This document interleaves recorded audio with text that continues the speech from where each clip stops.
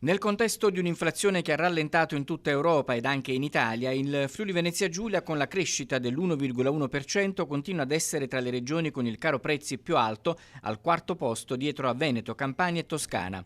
Il dato emerge dall'analisi della CGA di Mestre. Lo studio segnala che nello stesso periodo dello scorso anno le cose erano andate decisamente peggio. In Friuli Venezia Giulia si registrava un aumento del 7,7%. Andando più nel dettaglio, la provincia più cara è Trieste, con un tasso di inflazione dell'1,6%. Seguono Pordenone con il più 1,3%, Gorizia più 1,1%, mentre Udine è la meno cara con il più 0,7%.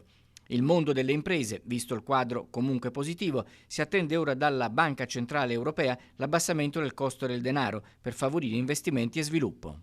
Mai come in questo momento, infatti, avvertiamo la necessità di tagliare il tasso di interesse che oggi è al suo massimo storico da quando c'è la moneta unica.